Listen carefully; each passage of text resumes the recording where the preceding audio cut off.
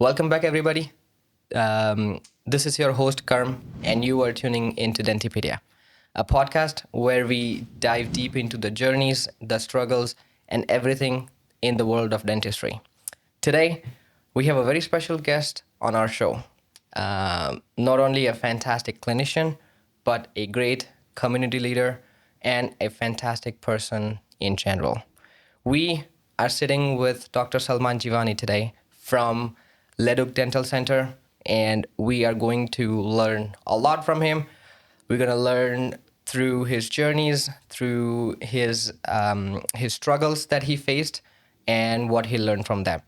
So, Dr. Jivani, thank you so much for coming to the show, accepting my invitations. No, thank you for having me. I'm excited, and I'm excited for you for starting this and seeing your vision come to life. I felt a gap where I'm like, if I can provide anything, that'll be beneficial. So the gap was like, we have a lot of graduates. Doesn't matter if it's a hygienist or a dentist or even an assistant.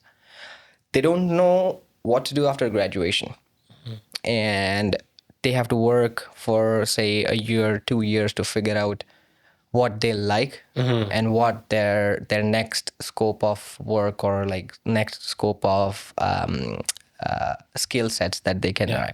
Yeah. So when I graduated in 19, there was nothing like this that I could find Yeah. that would help me guide through all the options that you have and then select whatever you like, right? So I'm like, okay, if I can help from the experience of myself and from all the people who are established in the industry, Yeah.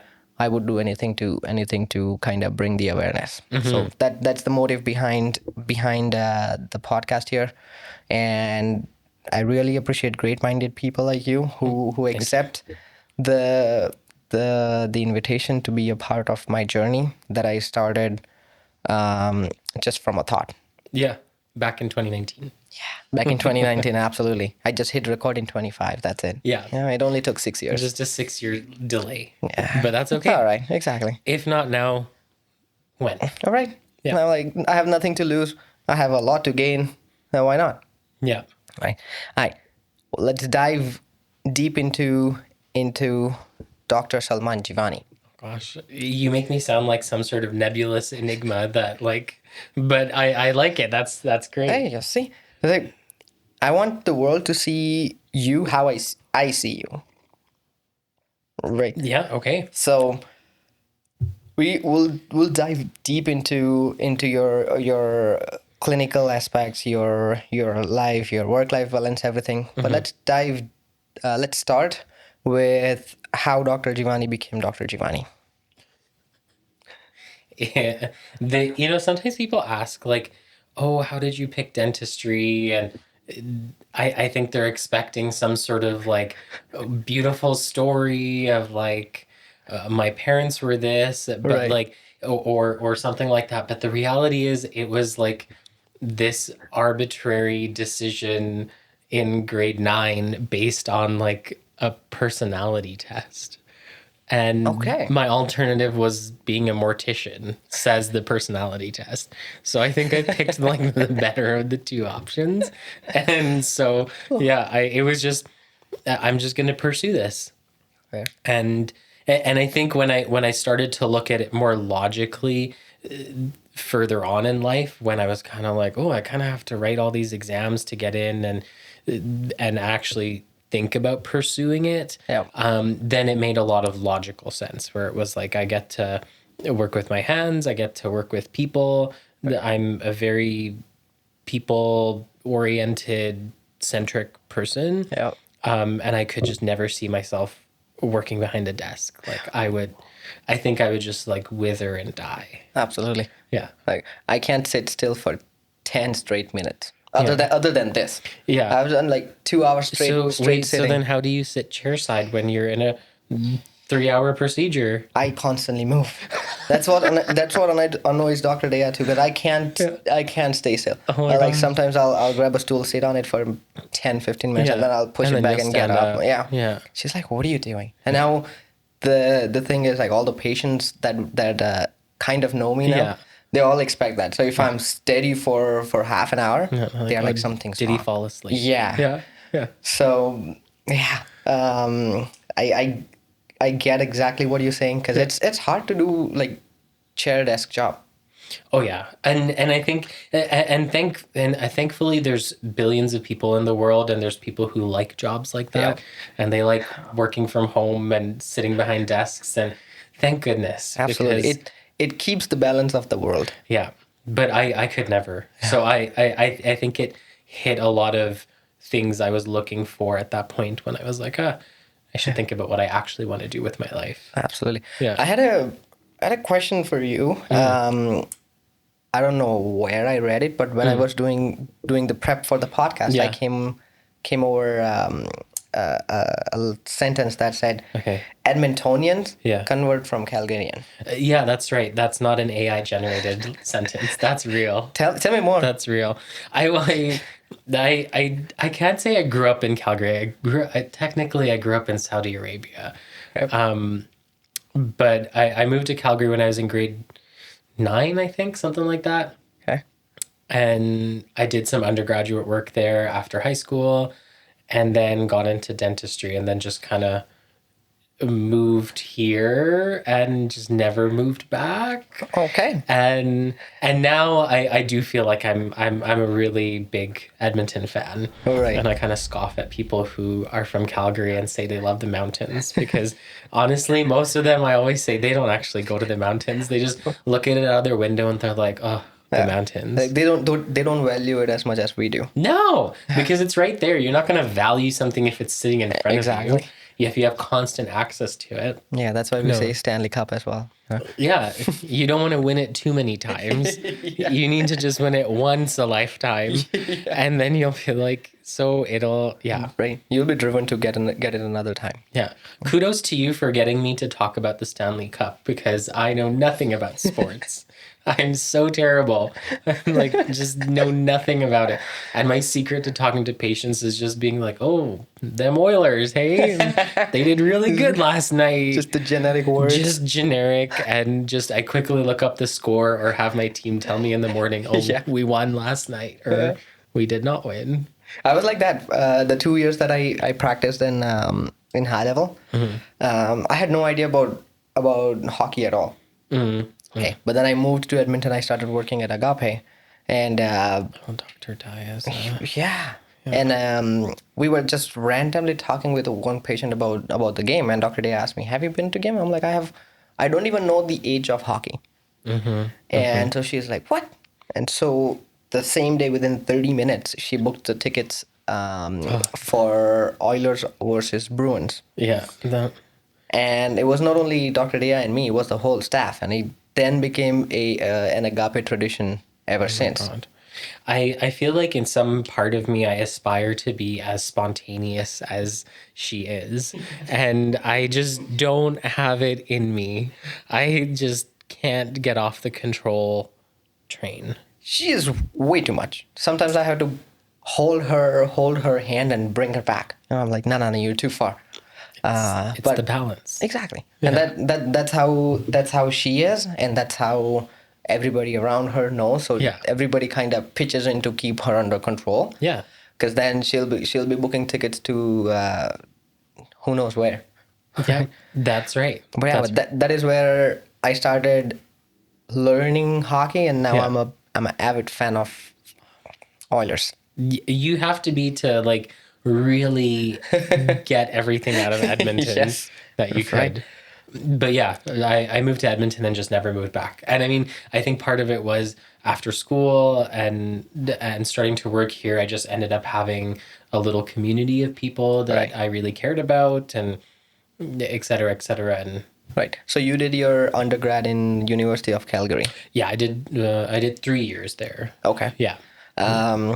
What made you hit that apply button to dentistry and not medicine?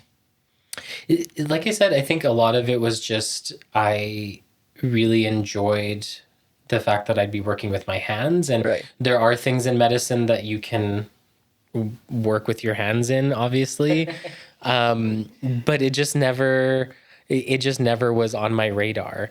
And And I think sometimes it's just this personality trait I have of once I've decided something and once I've kind of picked it, then that's it. It's just blinders on and we're just going to pursue it Right. until it happens. And yeah, I just never really like gave too much thought to medicine and dentistry. Always did like art as well. And I think dentistry can incorporate Art. aspects of that. Yep. And so yeah, I think it kind of gave me a good blend of things I was looking for. Right. You graduated as a dentist in 2013. 13, yeah. So you've been working for over a decade. Yeah.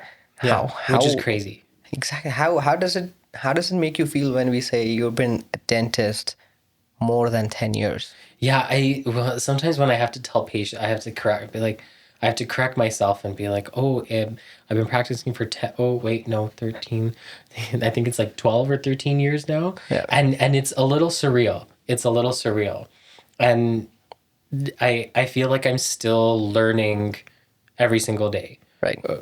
As opposed to, back then it was like, well, I've finished dental school. I like know everything. Yeah. Like I'm good to go. I just need to get my reps in and then I'll be done. Yeah. Right. And how foolish. Everybody thinks like that. I think so. Maybe it's this like new career bravado or something. I don't know. But it just is so out to lunch. It's so not right. How was it in the initial years of when you started practicing? Say, graduated in 2013, brand new dentist, started practicing. How were the first couple years? I think like for what I had the intention I'd set for myself for the first few years of practice was just to get, like I said, my reps in on very basic dentistry, just getting really good at fillings and extractions and your kind of bread and butter dentistry. I think what really, like during those first few years, what was most difficult was finding a home and like finding a good place that you aligned with. And I think as you grow as a practitioner, as a clinician, you end up figuring out things that you like and don't like, and then that can kind of influence whether you're happy in one clinic or space or another. Right. And sometimes you're allowed to grow in those clinics, and sometimes You're restricted a little bit. Yeah, there isn't as much room to like really spread your wings, right? Right. Yeah. Now you own a practice, but you have also done associating as well. Yeah, both. What is I've been an associate longer than I have in the terms of an owners? owner. Yeah, because I bought the practice in late 22, so it's been 3 years, maybe 3 years. Yeah. How was the transition phase from being an associate to now being an owner of a clinic? Jarring. I think it was just, I mean, if you talked to me back then I was like, I just don't want to own a practice, and I think I straight up always said that I just don't, and it just happened. I did say I'd never say never. Yep. Because I don't think that's a great way to live your life, is just in terms of absolutes. Yep. And so this opportunity presented itself. I looked into it and I saw an opening to kind of make something my own, and then I started to like dream about it a little bit, and then you kind of Prepare yourself. It starts to take flight, and you're like, okay, I guess I'm doing You're this. doing it, yeah. And I think it just kind of became this really quick learning experience of things outside clinical dentistry, right? Right. Because it's like by then I was, well, now I have to do math, 12. I was like 9 years in, maybe. Right. I think. And so I had a good handle on basic dentistry. Yeah. Maybe a few advanced things. But now that I had that, it was like I could focus on developing other skills. Yeah. Yeah. Now, one of the thing that kind of interests me is it's pretty unique to me. Your philosophy on knowing the person before you fix the smile of a person. Tell me more about that, because that is deep. Well, I think it just, when I look at our industry and a lot of professionals, I think a lot of them seem very burnt out. Yeah. I think a lot of them seem very jaded. And I think it's just so disappointing because we work in this really wonderful profession. And I think one of the tricks to like not becoming jaded and burnt out is connection. Yep. And I think no matter what industry you work in or what avenue of life you're walking down, I think when you look at things in psychology and other fields that study humans, connection's always like a very fundamental thing that everyone needs. Absolutely. Is we're animals that were built to live and thrive in community, Yep. right?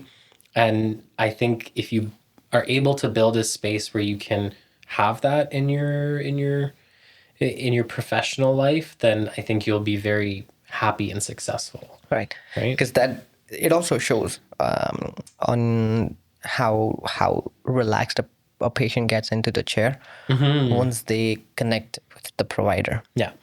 And I think that connection allows them to share what their dreams and their hopes might be, and you get a better understanding of where they'd like to go, right? Right. I think it's easy for us as dental professionals to just kind of focus on the fire that's in front of us. Like, hey, this guy's got a broken tooth. Maybe he needs a crown. Maybe I'm going to just do that. But, I think if we can slow down a little and maybe talk to our patients and understand what they're really wanting out of their professional relationship with you, then maybe you can kind of get them there eventually, right? Right. Because ideally you have a relationship with them for many, many years to come, right? And you get to see that arc. Absolutely. But I don't think I don't think you earn the right to that if you're not spending the time getting to know them. Right. Because I've seen pictures of you attending patients' weddings.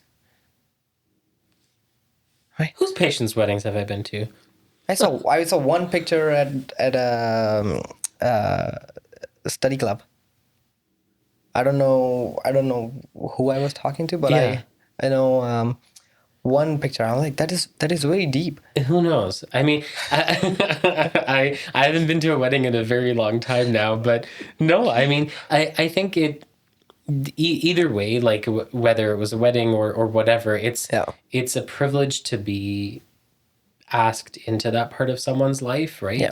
And I think what we do requires a great deal of trust. They don't know what you're doing. They can't see what you're doing. They're investing a lot of money and time with you.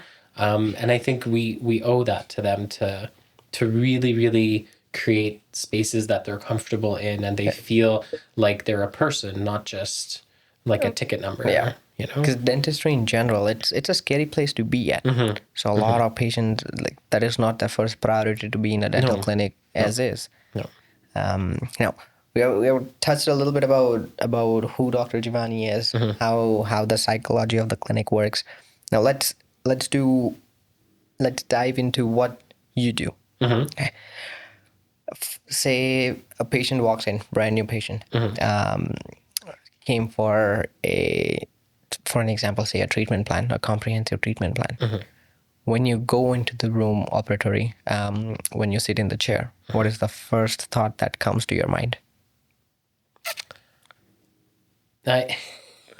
Is it awful to say I don't even know that I have many thoughts? Remember I told you I have 5 notes that equate to 5 thoughts? That I don't know. I don't know that I have a lot of like thoughts in specific or insofar as like, okay, I need to ask specific things, or I think I've worked long enough now that I have a rhythm to a lot of my Like exams and stuff. So that part is like, it's like muscle memory. right. Like I kind of know. I just don't think about it. Right. It's just like autopilot mode when you start. Yeah. following that system, you get more information and then you can go through. Yeah, but that's never my focus when I walk into a room, right? Like the first 5, or my team will say 10 minutes or more of an appointment is me just chatting with someone and getting to know them, right? Right. And it's not about,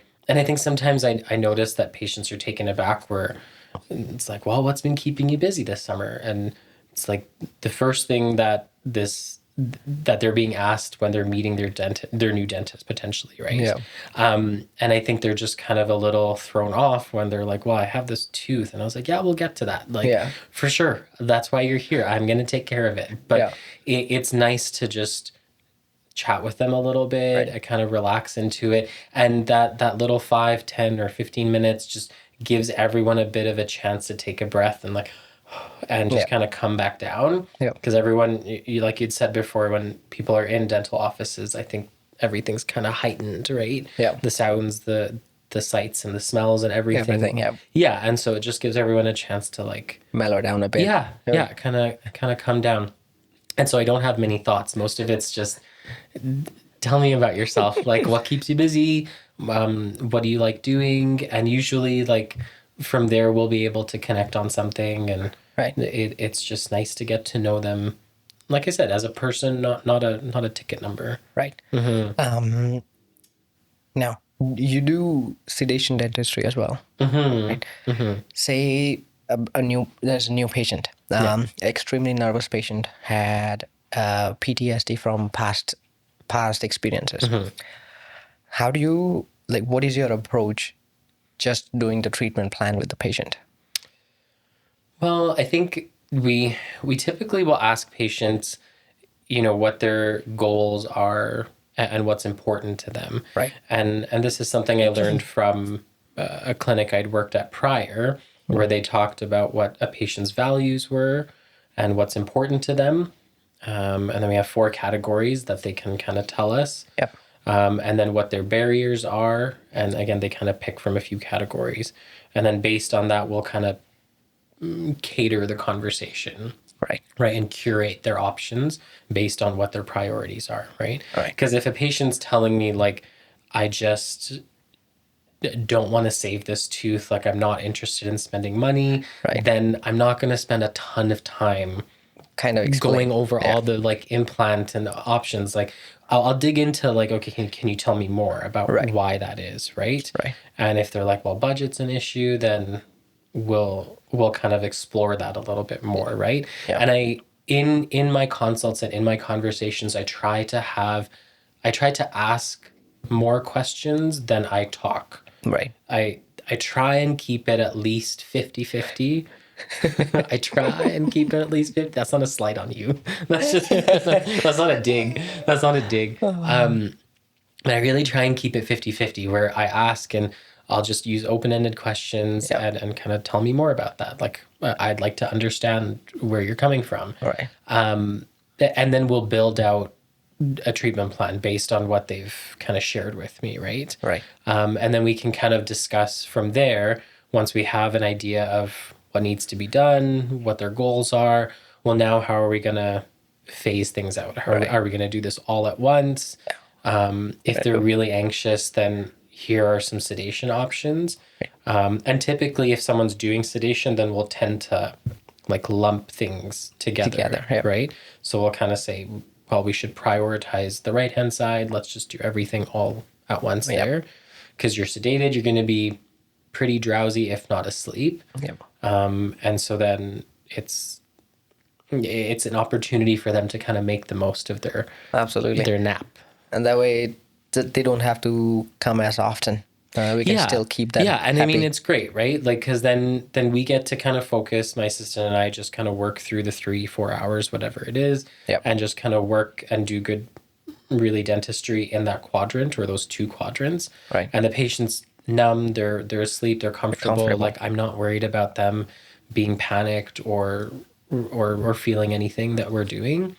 And like you said, it just presents an opportunity to kind of wrap up a bunch of treatment at once. Together.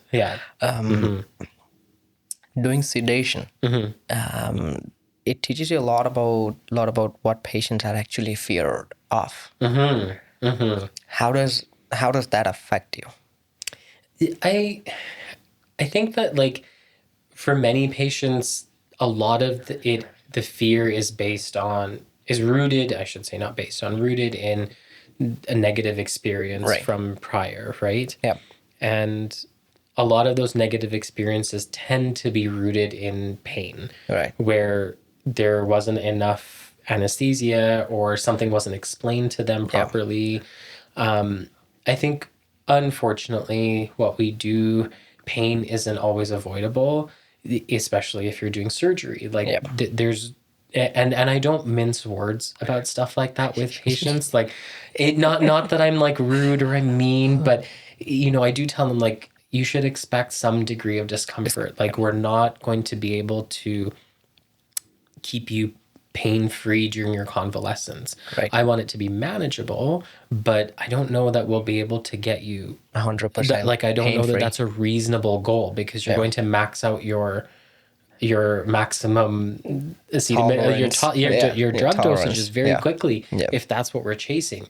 But I think just having realistic conversations with patients is always useful. Absolutely. Right. At least that way, when you say you're going to be completely pain-free, that can, Well, that's their expectation. And yeah. if you don't meet that bar, and very often we don't meet that bar, there's always some discomfort. It might not be sensitivity after a filling. Yeah. It could just be pain at the injection site or soreness from your muscles. You've been open for an hour. Yeah. Whatever it is, no matter how minor, it just sets them up for disappointment Yeah. because you're like, it's going to be pain-free. Yeah. It's going to be awesome. And it's like, well, it wasn't. He lied to me. Right. It also, because to begin with, when a patient's anxious to even come to us, when you say it's going to be pain free, and then their expectations is set in a way where even the slightest bit of pressure, they can accidentally take it as a pain or anticipate pain to follow after that. Yeah. Right. And I think that's really, I think that's unfair to them. Right. Because you've failed as a practitioner to set realistic expectations Right. and be honest about what's going to happen. Yeah. And yes, we can understand that patients don't want to be in pain. I don't want to be in pain. Absolutely. I don't think there's very many people that do want to be in pain. There are, but mostly not everyone.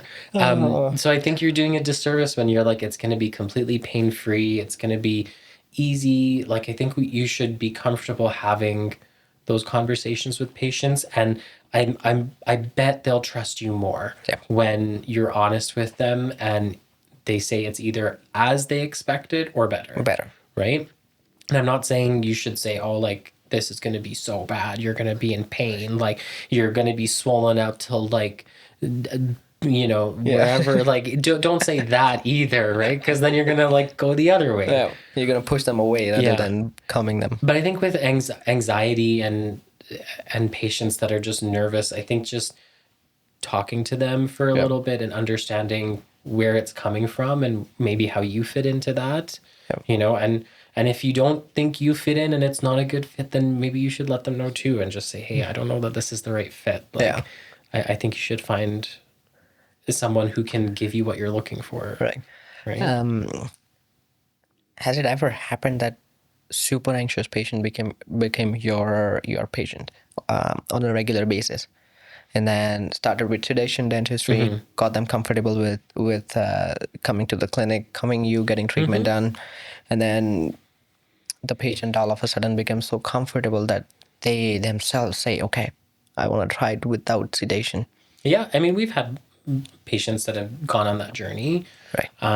And I think sometimes the benefit is, well, you're not doing as much treatment either, right? Like, ideally, we're a profession that's trying to work ourselves out of a job, right? So we're trying to not have our patients come back, right? Aside from just preventive maintenance work. So perhaps once you're past that brunt of restorative work or surgical, whatever it is, then but yeah, I have had patients that have like kind of weaned themselves off. They're like, you know what, I'm okay. Yeah. I don't have a ride today, but I'm pretty comfortable. I trust you. Like we're good to go. And I mean, our responsibility is still to make sure that they're Mm, of course. profoundly numb, that they're comfortable, their needs are taken care of. Yep. But it is nice when patients do start to feel that way. How does it make you feel when say you know that you treated this patient in that absolutely down part? Okay. I mean, I think pretty great. It's a privilege to be, like I said, in the profession that we're in, Yeah. and I think it's great when we get to be part of that journey and see that that outcome. I don't think it's ever the goal. Yeah.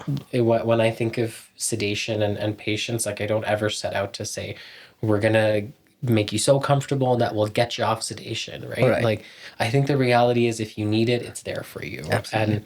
But I think when someone does say, "Hey, we're comfortable enough to not use sedation," like I'm pretty comfortable, All down then for it. that's great. That's awesome. I think that means that the team and I did a really great job in whatever was their anxiety, whether it was just making sure they're numb, making sure that their concerns were heard. Right. The patient felt comfortable doing it. Yeah, yeah, and they trust us, right? I think Right.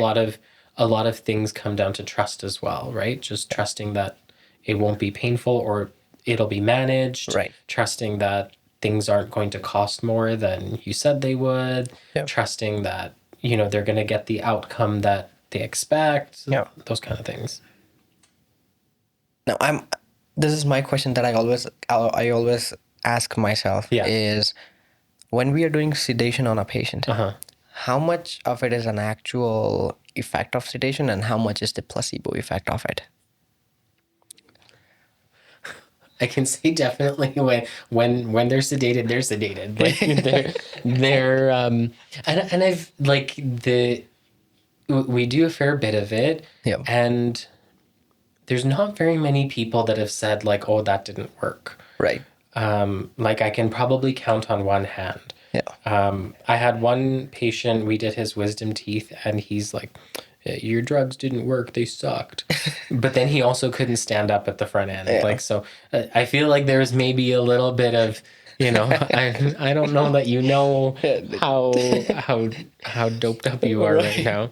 So I feel like it does work, but I do think there is some placebo to it. Yep. to a degree, I'm sure. And that can maybe influence how deep it's felt, and how much of an effect it actually has, whether they're just drowsy or whether they fully fall asleep. Yeah. But I mean, the drugs that we use are used for that like particular medical reason. purposes Yeah. of like insomnia and anxiety. So they are indicated for things like that. So Yeah. I don't think it's all placebo, but I'm sure that some of it is placebo insofar as, yeah. Right. To some extent. Yeah. Of course. Yeah.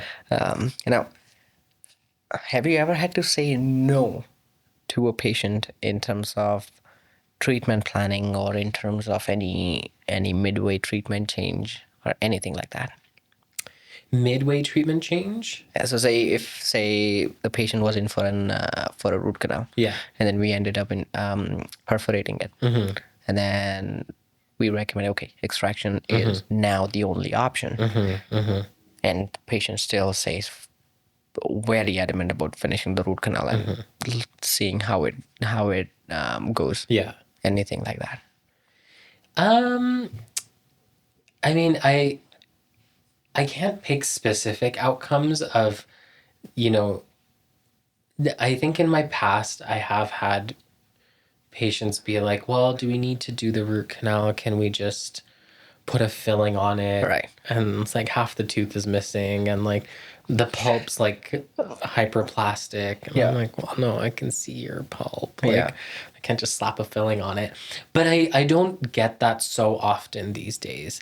And I don't know whether it's just part of it is and likely is to some degree, part of it is I've gotten much better and more effective at communicating. Right. Right. And I think that's something that just takes time and a lot of effort. Right. And ideally we just don't get into that situation where they're like, well, Yeah. no.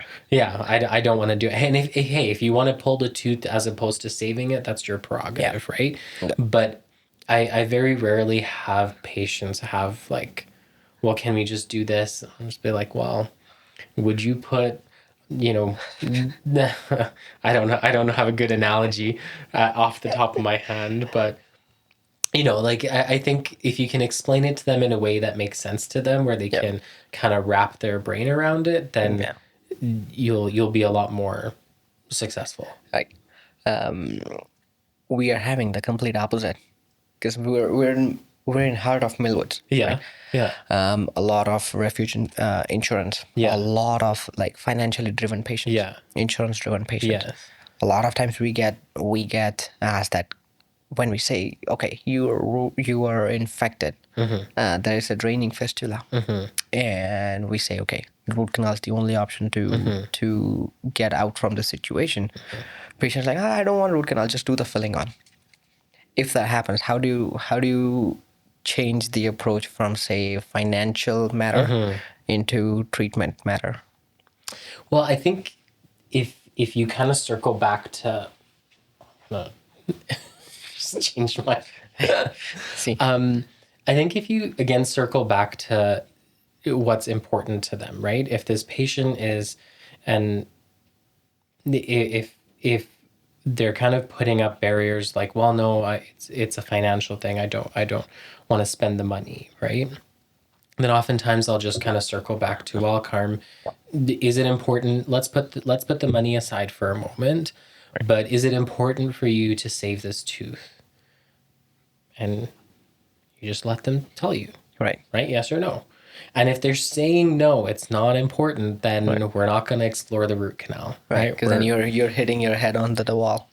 This patient just told you, Yeah. right? Why are you showing the girl the $25,000 wedding dress when she told you her budget was $1,000, right? It doesn't make sense. Why? I empathize with you that you have this abscess and that you're in pain, and I'm going to help you through it. But it unfortunately isn't my problem that you don't have the mean. And maybe that sounds cold, and maybe that sounds dispassionate, but it isn't my personal problem. Right. If you would like to save the tooth, I will work with you on, maybe we set up a payment plan, maybe we do a layaway plan, maybe we split something up. There's options there, right? But if you're, I'll just circle back to that. Like, is it important? Yes or no? And if they say yes, okay. Well, now that you've told me it's important, the tooth is infected, right? Yeah. The foundation of the tooth is not healthy. Right. And the candle has a really bad wick. Yeah. Like, you got to change the wick. Yeah. Right? Like, whatever analogy you can use to help them visualize and understand. Yeah. But I think sometimes just circling back to, well, you said you want to save it, so these are your options, right? And I can't just skip the steps, right? Pretty much, yeah. Yeah. That was a good analogy. That was a good The candle and the wick. I don't know where I got the that wedding dress. I'm like, Oh, the wedding. Yeah. No, but was it's good. true. I think like everyone's always like, sometimes our colleagues will just kind of build like beat a dead horse kind of thing, right? Where it's like, well, no, you have to save the tooth. Yeah. Well, yeah, we'd love for every single patient to save the tooth, but if they're unwilling, if they are telling you that this is an issue, or it's not important to them, they make their call. it. I mean, I have plenty of patients in my population that have a lot of cracked teeth, right? And we'll review that with them. Like, I see some fractures, I see some cracks, like I'm a little worried that this might split in the future. Right. But it's up to them. Right. Like, are you someone who wants to get ahead of the problem, or do you want to wait until something breaks? Right. Well, like, I'd rather just wait. Yeah, proactive or as needed basis. Yeah. Well, I'd rather just wait. Okay. Well, you give me a call when you're ready, and we'll go down that bridge together. Right. But there's no use in me trying to give you treatment that you don't You want. want, yeah. No, it doesn't make sense. you have to value it, right? You have to want it, but yeah, I just don't get into that. That's fair. Have you ever had a patient who's like very aesthetically driven patient? Okay. Posterior teeth completely bombed out. Like they chip their incisal on the central. Yeah. And they're like, I want this fixed. Yeah. How how do you take that patient and explain the importance of overall treatment compared to just the aesthetic of it? Because then, today, tomorrow, or maybe a week after, Yeah. patient's going to be in pain just by looking at how the situation is on the back. Well, I think there's a number of ways you can approach it, and it really just depends on what's happening, right? Like, did the tooth chip because they don't have enough space in the front, Right. or because their teeth are quite worn, Right. right? So if that's the case, their teeth are worn, there's not a lot of space, that if you put that filling in, it's going to pop back out. Yep. So then perhaps there's an opportunity to just add a little bit of filling material. You don't need to bond it, you don't need to freeze them. Just be like, Yep. I'm just going to do a quick mock-up here. Just add a bit of material, make it look decent. Yep. Takes 2 minutes, right? And then have them bite down or chew on something, right? But what's going to happen to that filling? It's going to off right fly away. off, right? Yep. And so then that just sometimes invites a conversation, right? Right. And they're not going to be like, oh yeah, put that filling in. Well, no, like you just chewed on something, you understood that it just went out the Flies door. off, So yeah. like you kind of get that buy-in from them of being Right. like, oh well no, why did that happen? Yeah. And then maybe you can open the door to, well, now look at your teeth with me in this mirror. Do you see that when you bite down? Like there's just not a lot of space there. If you want me to make this filling look good or lengthen your tooth because it's short, where do you want me to put that filling? Where do you think I should get that space from? Right. Right. And I think this goes back again to my goal of having a 50-50 split. Conversation. Of like, I don't want to give you all the answers because then I'm just going to be preaching to you. I'm just going to be lecturing to you. Yeah. And you're not going to be engaged in it. But if I can get the patient to ask questions and get them to be like, oh, well, why is that? Or, well, how do we fix that? And then they're bought in, right? Then they're going to be engaged. They're going to take ownership of their issues and their problems. It's not my fault, Of course, that your teeth are worn. It's not my fault that your teeth have no space to put a nice veneer on. Right. It's not my fault that you have cavities. You do. Yeah. Right? I can help you through it, but you got to take ownership of your stuff, right?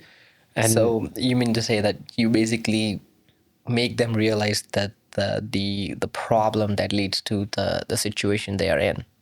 I think ideally that's what you want, Correct. right? Like you don't want to just put a Band-Aid over it, right? And I don't think you should not fix their problem. Like they came to you because they chipped a tooth and they want it fixed, right?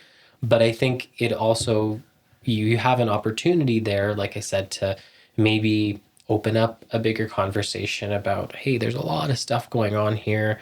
And I think we're so blessed in dentistry these days to have all this technology. Like you have 3D scans, you have intraoral cameras, we have DSLR cameras. Like how long does it take to snap a few quick pictures and put them up on a TV and just explain it to them? Not even explain it to them, right? Like just I've put it up and I've been like, tell me what you see.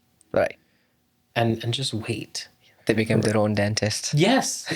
Get them excited. Get them, and that also gives you insight into where they are at with what's important to them, right? If they point out, well, my teeth are quite worn, or they're so yellow, are they actually that yellow? Then you're gonna get an idea of what's triggering in their mind, right? Because no one's gonna look at their bombed out tooth and be like, oh, there's a lot of caries and that might involve the pulp, right? Like that's something that like that's our part. Exactly. But if you can get them to look at their own teeth and point things out, then they're going to be a lot more involved. And then you'll be in a true partnership, right? As opposed to, like I said, you're just lecturing them and they feel talked down to. And I'm like, well, I need a bunch of cavities. Who cares anyways? They don't even hurt. Yeah, and then they'll take you as, oh, he's just behind money. Like they want to sell the treatment or whatever. Yeah, well, you yourself pointed out that your teeth are worn. Yeah. You just told me that your teeth are yellow. You just told me that there's no space to put a filling there. Yeah. So what do you want me to do about it, right? How hard is it to learn the skill of communication? Because that is technically the biggest skill you can learn. Yeah. How hard is it to learn, especially when now you've been over 10 years as a provider? I think it takes so much practice And so much intention. I think a lot of people will do advanced courses, they'll do lots of and they'll have great clinical work, right? But then if your communication can't help you Yeah. help patients understand the value and what you have to offer, then no one's going to do your treatment. They're just going to say, well, can't you just do the filling? Right. Right? They're just going to come right back down to, well, let's just do the bare minimum. Right. Right? But if you want to treat your patients comprehensively and give them the best care they deserve, then you have to work on your communication, right? And sometimes it's just practice, right? It's just if you see a video of someone communicating well, or you listen to this podcast and you're like, okay, I want to practice having more conversations, right? Right. Then maybe you set that intention and you share that with your team and you say, hey, this is the goal that I have for the next 4 weeks, and I'd like us all to hold everyone, or even just you, accountable, right? And I'm going to be waiting for patients to talk. I'm not going to talk, and I don't want you to say anything during that silence, because that's something that my team and I worked on for a bit, is just, I want you to ask more questions, and I don't want you to interrupt, like just wait. Because they're not going to speak at first, because usually they're not asked anything. They're usually just told, right? But just wait for them to... The skill of maintaining the silence or holding the silence is the biggest, because then that is where a lot of intentional conversation starts, or where you let the patient break that barrier and speak up of what they actually want, rather than just basic generic blabbering just words. Slathering them with, just overwhelming them with like, you need a crown and a root canal and fillings, and you need a rehab and dentin. And they're like, what? What? Like, they don't know all that. And how do we expect them to like have an understanding after we went to school for years and years and years, right? That's just not fair. I always say, it's like, if you talk a lot, patient goes into selective hearing. So they only hear... Well, you can see it in their eyes. They just kind of glaze over, and they're like, okay, well, I lost that guy. She's a live example. Usually my business business podcast, she's all in. As soon as we start into dental, she's like, she's just like, okay, just pull out TikTok. Okay, just catch some funny mom videos. Oh, it's so funny. Seriously. But that is the biggest thing, that because it took me a while to figure out. And I'm a big blabber. I'm a big chatter, right? But to hold the silence is a skill that I would say everybody needs to learn, and it's gonna take a while to learn. But it takes intention and practice, right? Like, I think if you just nebulously say, oh, I want to be better at communication. You're like, you're not going to get better at communication, right? Like, when we all did fillings, and when we all assisted, and when we all learned how to scale teeth, like, we didn't get better by just saying, oh, I hope I get better. Like, no, you went out and practiced, right? Whether it was on a dentiform or on other patients, or on friends, I should say, like, you practiced, right? And then you got better. And the same thing goes for soft skills. It's like me saying, oh, I hope I have 6-pack by 5 well, months. if you're not doing anything, right? If you keep eating all that cake, then it's just not gonna happen. There was a funny video that went viral during COVID time. It's like, the easiest way to achieve X percentage of body fat, right? It's like, you lift up your left leg, you put it out, and then go to gym.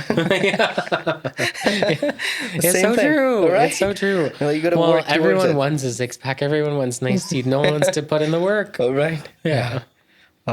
That's too funny. Sometimes people are so creative on internet. I bet 1 a.m. Carm's pretty creative, right? That's when everything flows. Okay, everything just connects. Like 1, 2, 3. Ooh. And then you're just off. No. I'm fast asleep in REM by then. Hey, it helps at least. Let's move from healing patients to shaping future of next generation of professionals. Okay. You are at the faculty of University of Alberta. Yeah, I have that as like because I volunteer with Shine Right. regularly, well, Right. somewhat regularly. Yeah. Yeah. Tell me more. How does it feel to you? I do it with one of my good friends, Steve, and him and I just have always been passionate about education and just teaching. Right. I think, like you said, sometimes there's just when you graduate, you feel like you know it all, and at the same time, you don't really know what to do with your life and your Yeah. career. Just like, okay, I'm just gonna find a job, and Yeah. I'm just gonna figure it out, Yeah. right? And sometimes there's just not a lot of great resources, Yeah. and so sometimes it's nice in those contexts to build a little bit of mentorship and just kind of share what you've learned in the clinical world, because sometimes I think what you're taught in school is so far removed from how dentistry is practiced Absolutely. currently. Like theoretical and in clinic is Yeah, can be yeah. completely different. And I think also it just there's only so much time that you have, even though you have 4 years. Like that's not a lot of time to learn. Like you can't learn how to do a full mouth rehab, or you Yeah. can't learn biomimetic or adhesive dentistry. Like there's you have to understand the very basics of the whole profession Right. before they let you out into the wild. Yeah. Yeah. Because it's not enough hours that you put on an actual patient. Yeah. Yeah. Because there's just not enough time. You're just slow, right? And you're just learning and figuring things out. But as far as Shine goes, it's just been fun to just learn how what the students are learning and kind of where they're at with their education and Right. what their fears and their hopes are, and Yeah. just be like, it'll be okay. Like you're gonna figure it out. Absolutely. Like don't worry about Like it. even slight bit of like saying them that they're doing fine. Yeah. Yeah. This makes a lot of difference to them. Yeah. Because then they're like, okay, somebody who's already in the industry for a long time, Yeah. at least acknowledges that I'm on the right path. Yeah, it'll take some time to kind of get there, but Yeah. I'm not doing anything crazy that's gonna No. push me out. No. Right. And I think at that point they're just so excited to do anything clinical. They're like, oh my God, I get to do an extraction. Yeah. Like, trust me, I'll do lots of those. Like Yes. It'll become second there's nature. there's no shortage of extractions to do ever. Now, when you look at new grads right now compared to the time that you graduated, what is the major difference you see? I think a huge difference now is again, we'll go back to what I just said about like when you graduate, perhaps there aren't as many resources. I do think there's a lot of great education out there that people are more aware of when they graduate. Like when I finished, I didn't know much about continuing education. I was like, I would just kind of scoop past the 60 mark because we have to do 60 hours every 2 years. Like I just kind of eke across it. Yeah. Just for, like, for the got license. those- like I got my 60 hours. But now it's like with the advent of social media and just as you build your community of like-minded individuals, I think you start to realize there's so much education out there, right? Absolutely. Now it's like, 60, that's like Like, that like you'll skate that. past that in no time. Yeah. There's like, yeah. you were a director of a study club at Creative Dental Mastery. What gap did you feel that is in the industry that made you more active in that side of dentistry? I'll be honest, but like it wasn't there's a gap and I'm gonna fill it. It was mostly just selfish of why I wanted to do something like that. I saw Dr. Gordon Chi. He started the Calgary chapter of the Seattle Study Club. And I was kind of like, like I don't want to drive all the way down to Calgary. Like that kind of sucks. Like why isn't there one here? And then I just kind of went down a rabbit hole. I inquired with Seattle Study Club, and they were like, "Oh, you should start." And Greg Tice, who you met last year, he was the one who was like, "Yeah, you should start one like in your community. This would be great. You can like have a hand in bringing really great speakers in, Absolutely. et cetera, et cetera." And so I reached out to a few friends and was like, hey, I'm thinking of doing this. Would you be interested? And there was a fair bit of Interest interest. in it, yeah. Yeah, yeah. And so then we just kind of started. Now, now, with hindsight being 2020 and being in our second year, Yeah. I think really what I think the club is starting to fill. It's still growing and it's Yep. still kind of in its infancy, but I think it's really addressing a need for community. And I talk about it at the club from time to time. Just I think our profession can end up being very lonely sometimes, and you work in your little silo of your clinic, Yep. and you don't really know what's going on outside your Outside clinic. clinic, yeah. You just Yeah. look at the clinic across the street and you're like, "Oh, they're busy and they've got 5-star Google reviews and they're probably doing like 500 veneers and they're like doing full mouth rehabs and blah, blah, blah." And really like they have the same fears as you. Yeah. They're facing the same problems of patients being like, well, I'll just do the filling. I don't Yeah. want the root canal, right? And I think there's just not as much camaraderie as I wish there was in the community. Yeah. And it's nice to get together with the same group of people once a month Yeah. and learn a little bit, eat together, break bread, and just kind of share some of what's going on in your lives. And I have seen, some friendships start to develop outside, which is great. Yeah. And I think that's what It I is all didn't about. know was missing, but Yeah. is missing. And I hope to kind of continue to develop that because it is so nice to know that, oh, like so and so is also struggling with this. It isn't just me. I'm not like just alone over here suffering with my clinic. Yeah. And like, oh, like you're facing that same issue. Yeah. That's great. Like how did you manage that? Or how have you been managing it, Yeah. right?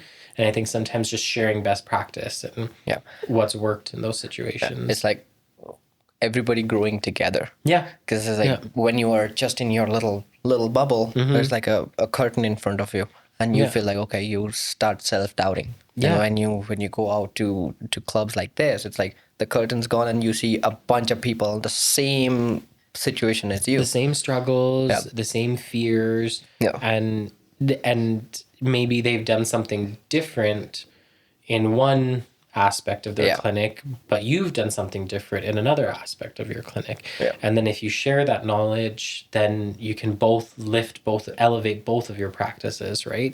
The notion of a rising tide lifts all ships, Yep. right? Yeah, Like we're absolutely. not leaving someone behind. Yeah. Me sharing this is not going to take away from my plate. Yeah. It's just going to help you with yours, right?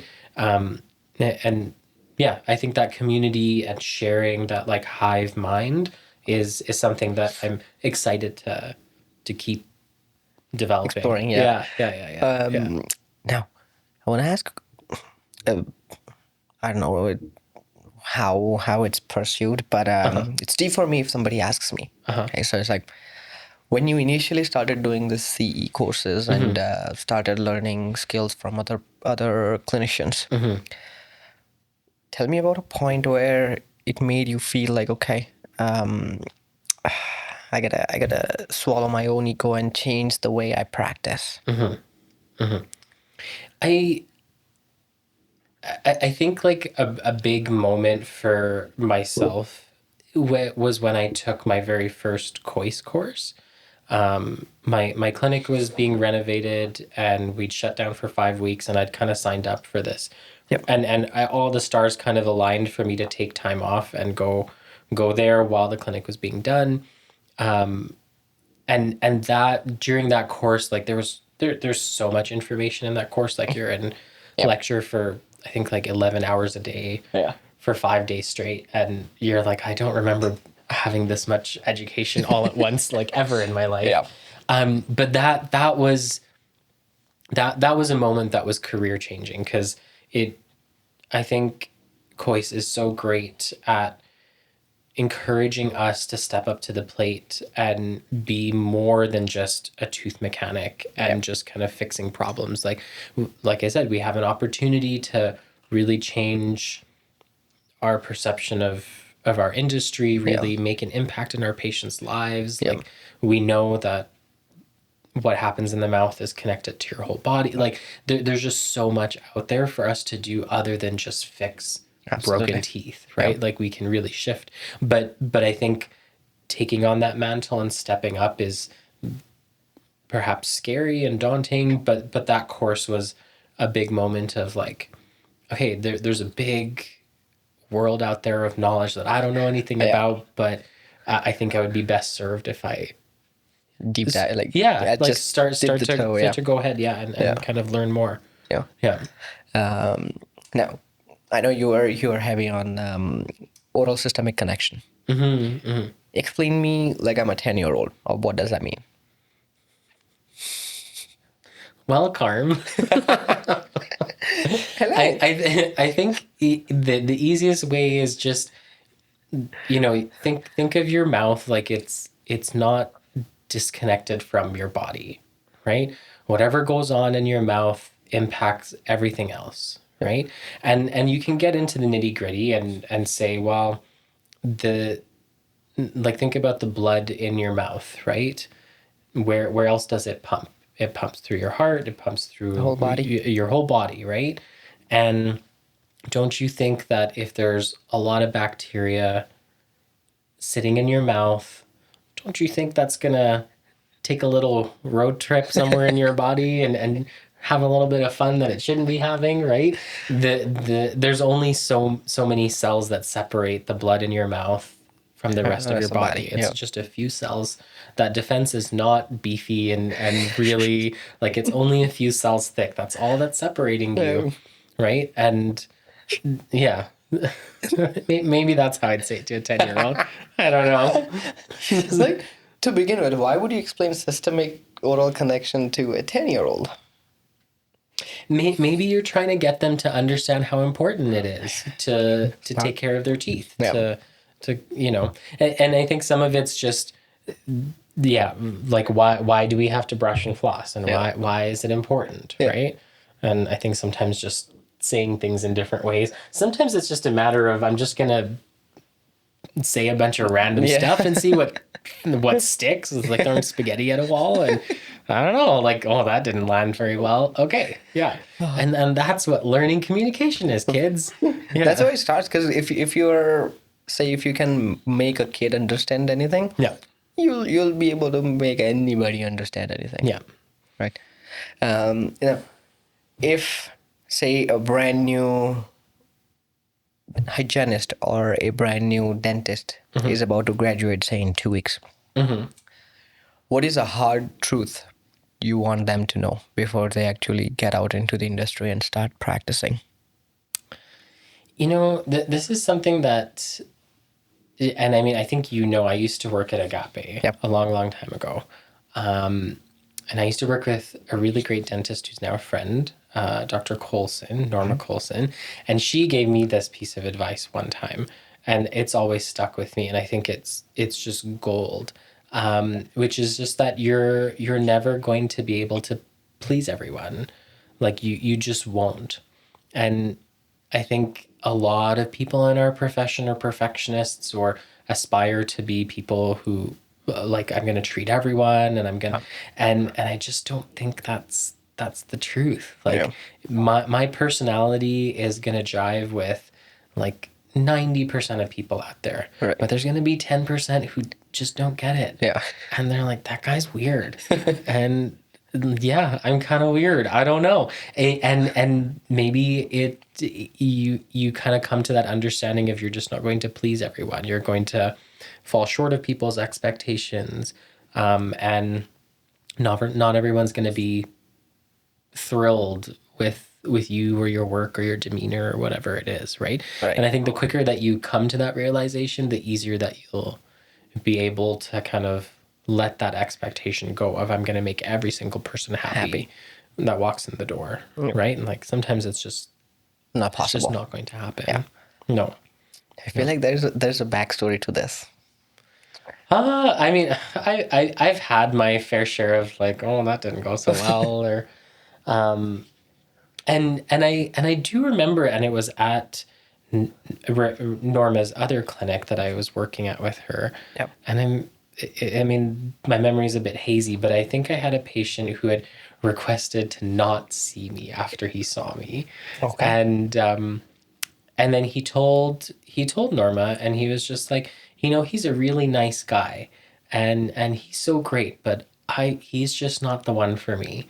And he's like, and similar to what I just said, he's like, 9 out of 10 people would love him, but Yeah. I'm that one who just doesn't. And I was like, yeah, that's fair. Like it sucks and it hurts a little bit, Yeah, but of course. I think that is the truth. And if you're able to find patients and attract patients and people that are aligned with your values and who you are as a person, as a practitioner, right? Because all of us practice very differently and are different to chat with and interact with. Yep. You'll be happier and they'll be happier, right? course. You're gonna have that relationship based in trust and a mutual respect, Yep. right? As opposed to like we're really struggling to mix oil and vinegar here. Like this just isn't working, right? Yeah, But like yeah. why would you want to do that to yourself and that patient? Yeah. Like Oh, I don't it's know. so hard. Yeah. But I think it's a lesson that I'd love for everyone to like embrace quickly. Yeah. Is just kind of letting go of that notion that I'm going to please everyone. I'm going to be everyone's hero. No, you're not. Yeah. You're It's not. tough. You know what? If Beyonce isn't for everyone, I'm not for everyone. Okay? I'm not. If I no, I'm. Yeah, Huh? that's right. I was about to say that. I'm like, there are millions of fans for Beyonce, but there's always few people who Oh my are God, gonna be there's like, millions of haters. Yeah. I don't know what's wrong with them. They need to be checked into a mental institute, but whatever. They. So yeah, that's what I tell myself if I feel bad. Well, you know what? Yeah. Beyonce don't mind those haters, so Exactly. No, you're already an established leader in the community.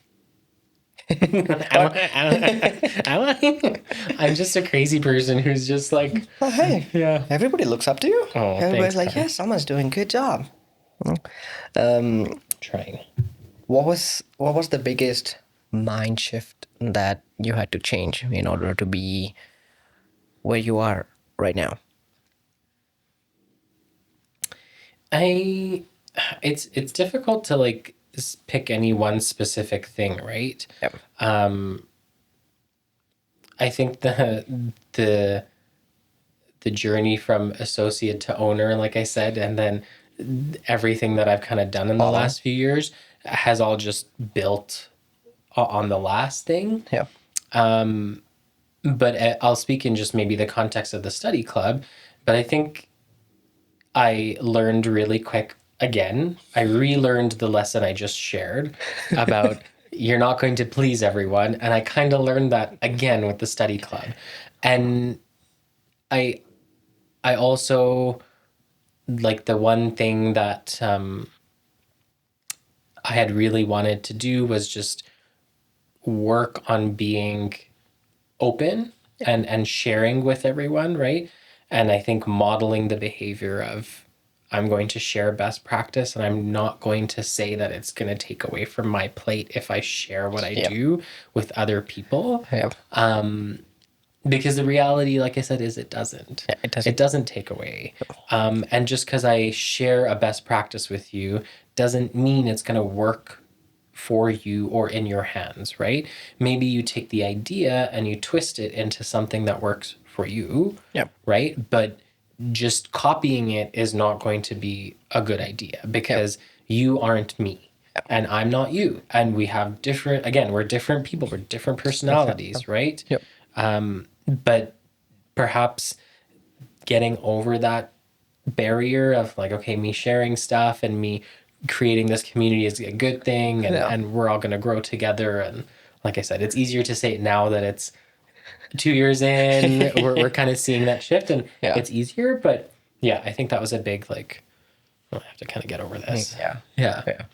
Now, when you say about transitioning from, say, associate to ownership, it also comes with its own headaches.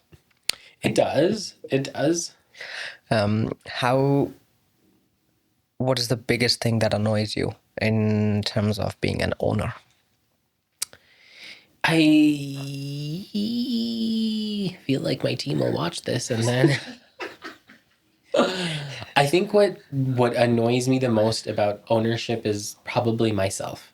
And by that I mean sometimes I think I am impatient, and I really, like, if I want something, then it's like I want it now. Right. Like if I want to implement a system or I want to work towards this, then I want to do it yesterday. Right. Right? But it's so unrealistic to Yeah. have 6 or 7 other people completely grasp what you want and understand it and implement it perfectly the very next day, right? Yeah. And I think I kind of get annoyed with myself the most when I'm that impatient, and I'm like, okay, you need to take a breath and kind of step back a little bit, and first need to ask yourself like what you did as a leader, because that's what we are Yep. as practice owners, is what did you do as a leader to support your team? Like, did you train them? Did you share your vision with them? Yep. Did you touch base with them? Did you set a realistic timeline? That's not tomorrow. That's not even next month. That's maybe like next quarter, Yeah. right? Like, you need to give them time and space to get used to the idea, whatever it is, Yeah. understand how to implement it into their existing workflow so that they don't feel like they're overburdened Yeah. or they're not providing the best care. Yeah, I think just getting over my own impatience and being like, okay, you're gonna get there, just stop, just wait, just wait it out. And it's always come true. We've always got to where we needed to be. Yep. But yeah. I feel like from all the courses that me and Dr. Day have been different conferences and everything, everybody says that when you go back to clinic on Monday, don't expect your staff to know 100% that you learned today. It's your duty to go in, make them realize why we are doing this and what we are going to do in order to achieve the result. Yeah. Well, I mean, you as working with a dentist or 2 dentists, right? Yeah. Like, aren't you yourself more excited and engaged and wanting to implement change if you understand the why and the vision? Yeah. You're laughing at me. I can also say it from the vision of clinical, like, non-dentistry team Yeah. as well, right? Yeah. Because I, being the lead assistant in the clinic, I know all how rest of the assistants feel because they come to me to let me know, right? Yeah, of course. And then sometimes we do have to push the brakes on dentist persuasion that Yeah. okay, you were taking too fast, Yeah. too many steps that the clinic or the clinical team is falling behind. Yeah. Right. I think that, like I said, it sounds like something I struggle with is just impatience of like, I want it now, right? But I think realistically what I've learned works what better is when I do a course, then when I know I'm going on a course, then I'll pre-book time in the schedule to train everyone. Yeah. To kind of bring the team up to So the we have par a as well. half day or a whole day blocked off, and then I present on what I learned, Yeah. and then what I'd like to achieve, and then as a team we try and come up with, okay, we're gonna change this 1 or 2 things To begin with. in the next 4 weeks, and we're gonna work really hard on this only, right? And then come back to the next meeting. Did we achieve that? If we achieved it, then we're going to move on to step 2, right? Yeah. And I think being methodical about it means that you're going to have better success. It won't take longer. If in your mind it'll take longer, because the reality is when you have a bunch of false starts and you're like, okay, well, this didn't work. Well, why aren't we implementing this? And you're kind of scrapping back and forth between the clinical team. It's better if you just lay out a roadmap and just kind of go at a more regular pace, right? Yeah.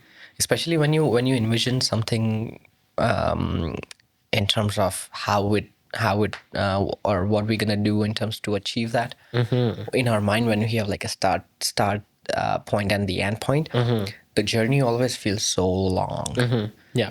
But like if we skip the journey, the outcome is not exactly how we anticipated it to be. No, 100%. Right. 100%. And in the meantime, we are also going to make enemy within the Well, team. yeah, of course. You put more stress on them, they get upset, and then They get you mad know, at you. exactly. And well, at my clinic, my clinics are small. I'm HR, so like, and who are they gonna come to? They're gonna come to me. It's like, well, I don't want to upset anyone, and I gotta undo all that. Tell me an episode that you had to resolve a conflict internally. I mean,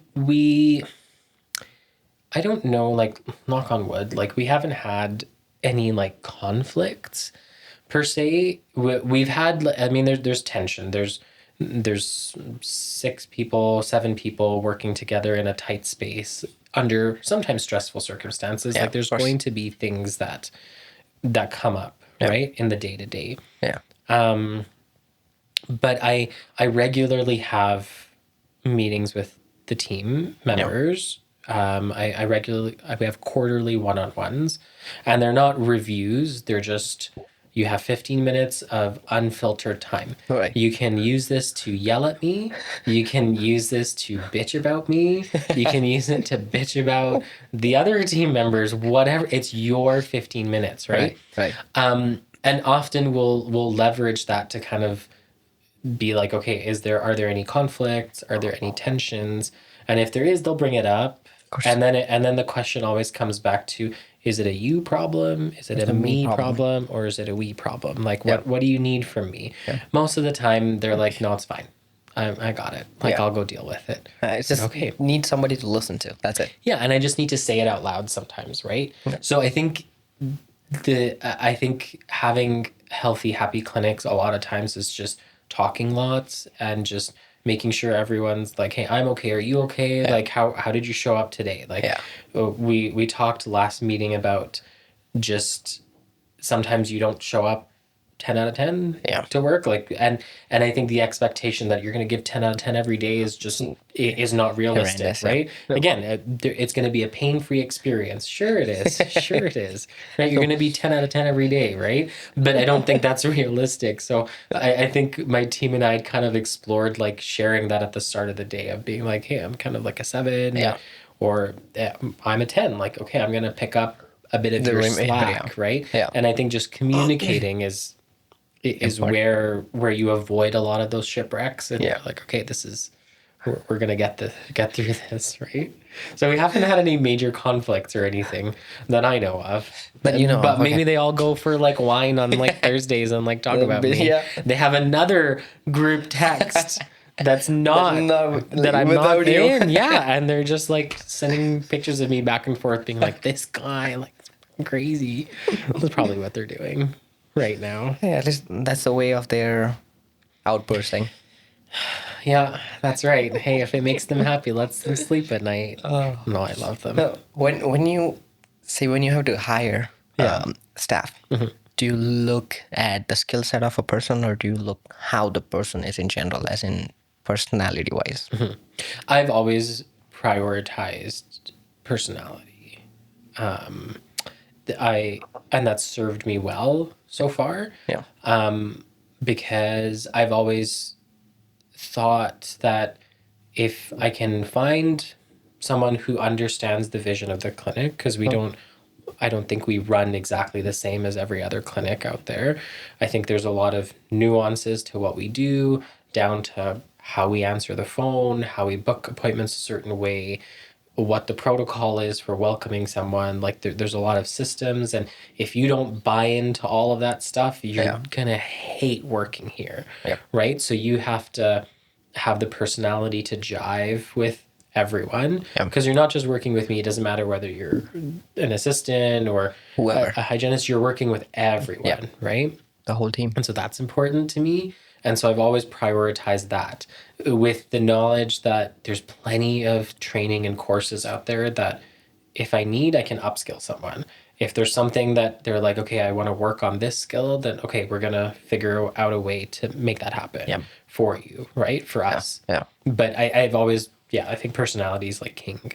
Perfect. Yeah. Because skills you can teach, Yeah. or a person can acquire those skills. Yeah. Right? But if And I mean, you need your basic degree or your Of course. diploma, like Yeah. you need your certification. Well, You have to be registered. you need to have the Yeah, so legislation, I don't need course. any applications from like Joe Schmo and Walmart, right? Like, no, but I often will prioritize like how do I think that you'll fit in the day if we have a stressful day, and we don't have a ton of them, but if we have a stressful day where things are busy, are you going to pitch in even if you're front end? Are you going to notice that we're struggling in the back And and help out. come and flip a room without us asking? Yeah. Because that's the expectation, right? And if you're not willing to do stuff like that, or if you don't like to laugh, if you're a Beyonce hater, like, no, the answer is N-O. No, don't apply. Oh, that's funny. Yeah. Let me put you on a spot. Oh, gosh.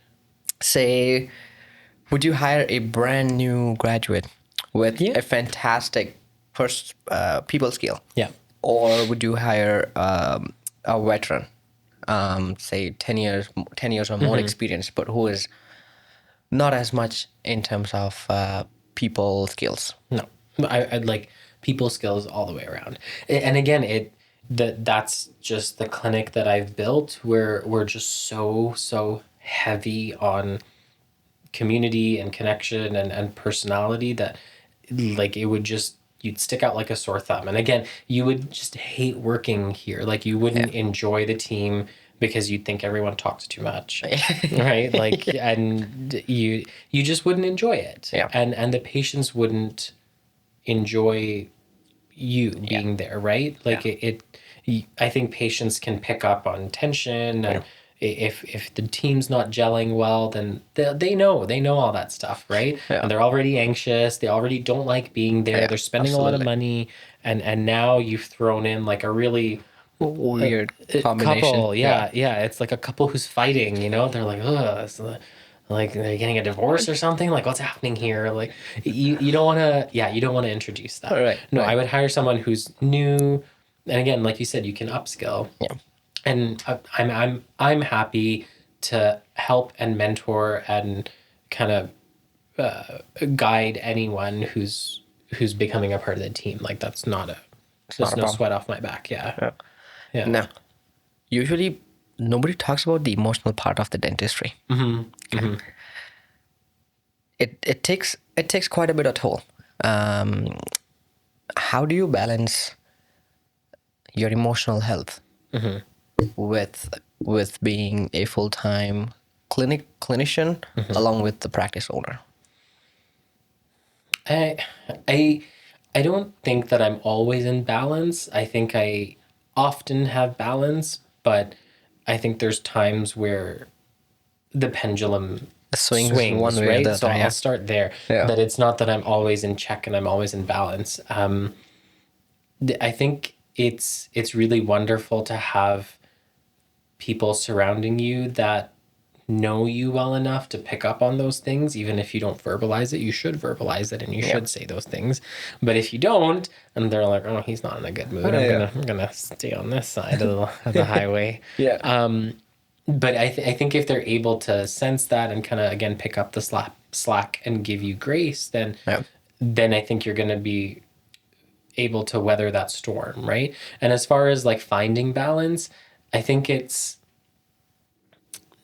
like I enjoy working out like at group classes, and I find that helps let off a lot of steam. It's something to focus on. I get a lot out of it. Seeing friends in a non-dental setting, like outside of the clinic, it's great. Exactly. And I think just whatever fills your cup, right? If it's not more people after a day of people, then maybe you don't want to do that. Maybe it's reading a book. Maybe it's yoga. Maybe it's working out. Maybe it's working on podcasts. Like whatever fills your cup outside the clinic is what I find to give you that balance, right? But no, I don't think I'm always in balance. I think there's usually a bit of a wobble. Sway to it. Yeah. That's fair. Yeah. I always tell the Ria, I was like, sometimes when I come back home from especially long day of work, all I want is quiet. Because our clinic is a chaotic mess. It's constant noises, There's so much noise. annoyance. So like when we come here, I'm like, I want everything shut down. Like if my vacuum cleaner's going on, I'll go pull the plug out. I'm like, "No, not today." Yeah. I was like, Oh yeah, I understand that. And I mean, my partner and I, we, earlier on in our relationship, we would fight after he'd come home from the hospital and I'd come home from the clinic, and Yeah. we were still finding our rhythm of like, okay, we both have what can be sometimes stressful jobs, and we're Yeah. coming home, like, how do we come together? Yeah. And sometimes we realized, you know what, like, how was your day? It's good. Okay, I just need a little bit of Yeah, like exactly. quiet time, Yeah. just to kind of be on my phone, not doing anything, just kind of let my yeah, like my kind of heightened, come down to yeah, kind of like, ambient level. yeah, and then we can come back together, Yeah. and then it's great. Like you won't feel like I'm yelling at you. Yeah, exactly, right? And I think, like, depending on your day, right? Sometimes it's physically hard and difficult, and sometimes it's emotionally, like, if you've had a lot of new patients or recares, then I always feel like new patient consults and exams are like first dates, right? Like, you're getting to know this person, like, Yeah. I am on, like, Yeah. and it's a your lot. best, yeah. Yeah, Yeah. you're trying to put your best foot forward, Yeah, right? yeah. And it's a lot. Yeah. Yeah. How active are you in terms of protecting the personal life separate from work life? Say you are doing work from 8 to 3. How does your 301 looks like? And what do you do to keep like work related chaos or work related stress Yeah. at work? And when you come back home, you are just normal Salman. I think I'm better at it now. I think, like, new owner Salman was awful at it. And again, my partner Jamie was very understanding of that transition period of my life. Yeah. He, like, I used to work at home and kind of bring all that home, and it's just not healthy, right? Like, Yeah, you don't, of course. you need a break from all of that. You need to kind of leave it alone. Yeah. And I'm much better at it now, where, like, hey, as soon as I'm done, I'm out of there. Like, I'm not staying a moment longer than I need to. Yeah. Like, I enjoy working. I enjoy my team. I love it, but I don't need to spend more time there than is absolutely necessary. Right.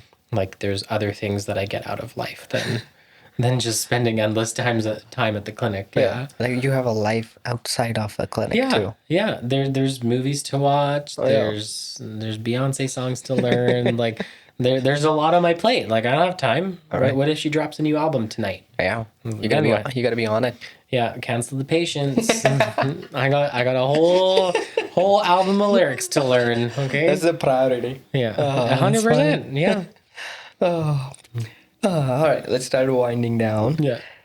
Walk me through a typical Dr. Jivani day. How does it look on a normal On a basis? normal day, I don't know. Yeah. I mean, typically, like, from home, from when I wake up, I have coffee, I brush my teeth, not in that order. No, I don't know. Yeah, get ready for the morning. Usually my one dog wakes up with me. One dog, okay. Yeah, the other one usually sleeps in, and then the younger one wakes up with me, and she'll come down and have breakfast Oh. at, like, I'm usually up at like 5:15 in the morning. Boy.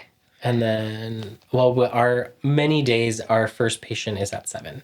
Gotcha. So we're usually in the clinic by like 1:45 Yeah. latest. Yeah. And then we have a huddle and go over the day, just kind of review any things that we need, and then just get rolling from there. Yeah. Yeah. And then after work, I'll usually come home. I cook dinner 4 nights out of the week. And so then I'll make dinner, and then often I'll go work out and then come back, and then we'll have dinner together. Gotcha. So you're having dinner from outside today, I guess. No, I cooked. You already cooked. Damn. I like got home, dropped everything down. The thing is, like, I'm neurotic about, like, I don't cook on the fly. Like, I have my meals planned out for the week, so I know from Sunday, like, okay, Sunday night I'm cooking this. Monday night I'm cooking this. Yeah. And so, yeah, it was egg roll in a bowl tonight. So I just threw the pan on. It took no time. There you go. Yeah. At least there's a structure behind it. Yeah. Like I said, I don't do very well with. I can cook on the fly, but usually I prefer to like, okay, it's planned out. I don't have to worry about it. We'll start the quick fire. Okay. Okay. You tell me whatever the first thing comes in your mind. Oh God. Okay. Okay. Okay. I'll try and be honest. All right. The best meal after a long day. Probably like a mac and cheese would be great, but that's unrealistic and it's very unhealthy for you. Hey, sometimes it can be But I love guilty a pleasure. pasta. I love a pasta. There you go. Mac and cheese. Best thing to do outside of clinic. I enjoy reading a lot. Best book, or like favorite book. Sorry. That's difficult. In the last few years, one of the best books I read was The Heart's Invisible Furies. That was excellent. There you go. Okay, best outdoor activity. Best outdoor activity? Oh, I honestly, what popped into my mind was skiing and running, but neither of those are good outdoor activities. I I do ski and I do run, but I don't do either of them regularly. I don't know. Going for a walk? I'm trying to think of something that I actually do. Go for a walk. That's it. Can be hard. Yeah. Like I wanted the cleaning last year. I'm sorry, when the weather's like -19, I'm not outside. I'm inside. That's fair. I'm inside by the fireplace. There you go. See. Yeah. I know. I knew you're a happy spot. Yeah. It's just warm and cozy. If not dentistry, what other profession? I always thought I'd enjoy teaching, which I've now incorporated into what I Absolutely. do. But that I always thought teaching would be a really privileged thing to do. Perfect. Now, we are almost at the end. Mm-hmm. Anything you want to tell to any person in dental industry?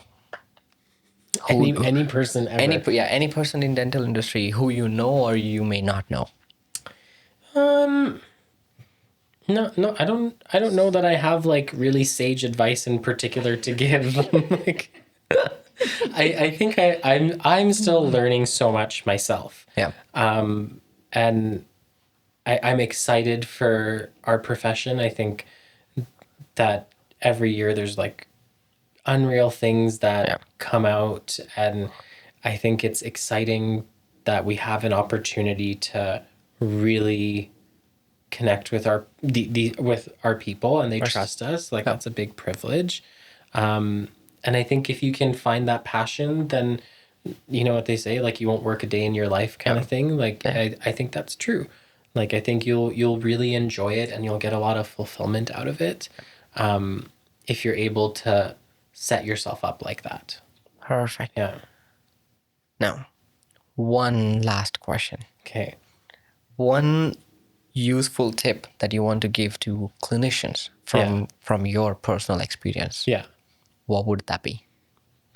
Slow down. Slow down. Very important. I feel like and that's just not something that we're ever taught, and I think a lot of our industry just isn't set up that way. Yeah. But I think if you slow down, you'll do better work, you'll connect more with patients, they'll say yes to the treatment that they need and they actually want. Yeah. I think you'll find success in slowing down. And again, you won't be burnt out. Yeah. You won't be jaded. Like You'll be happy. you'll be a lot happier and more fulfilled. I think so. You won't go mentally sane. You won't. Yeah, the nuts will stay tight. Yeah. Yes. Yeah. All right. Thank you so much, Dr. Jivani, Hey, for thanks for coming having to the me. show. This was awesome. I wish you the best and keep doing the good work that you are, because we all need that in the community. Thanks, Carm. I appreciate Especially for bringing everybody together, which is a very hard thing to do in it itself. that. Yeah. No, I'm glad that we got to connect tonight, and Absolutely. I'm excited to see your podcast take off here. Trying my best. Yeah. Trying that's my awesome. best.